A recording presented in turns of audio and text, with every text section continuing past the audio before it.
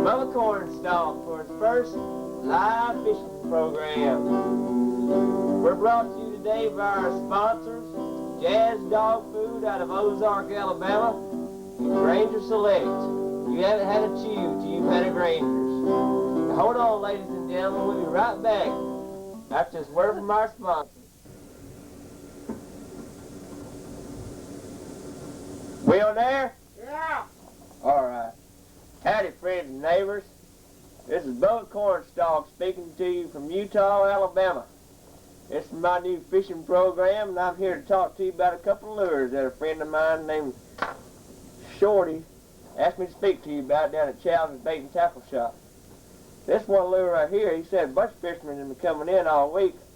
They said they've been producing a lot of bass down there below Lady Lake. They said they've been fishing around 14 foot of water, dingy to clear water at night time, and they're catching a lot of striped, a lot of spotted bass. Okay? This is another lure right here I got. It's called mud bug. They've been catching a lot of fish off of down to Warrior River. Jack Houghton was telling me a while ago. The man come in the other night, had a string of 36 bass. Him and his wife caught, he said he caught 50 bass, but you know, old Henry down there, he ain't much of a, hold on. Sorry about that, folks. Well, Henry ain't too truthful of a feller, if you know what I mean. He don't go to church that often, so we can't really trust what Henry says. But the bass I saw, I know they'd gone anywhere from 2 to 4 pounds a piece, and I believe him when he said he caught him off this mud bug. You know, a lot of people said, you know, this bug went out in the market 2 or 3 years ago and they ain't caught nothing off of it since. But if Henry said they caught him off it, I'll believe Henry, because Henry's a good old buddy of mine, and I've been fishing with him for about near 8 years now. Anyway, every weekend on our fishing show, we're going to have a little safety tip, and this is going to be our first one, our first series of this show. Now, you think about Memorial Day weekend, taking the kids fishing, watching the Indianapolis 500,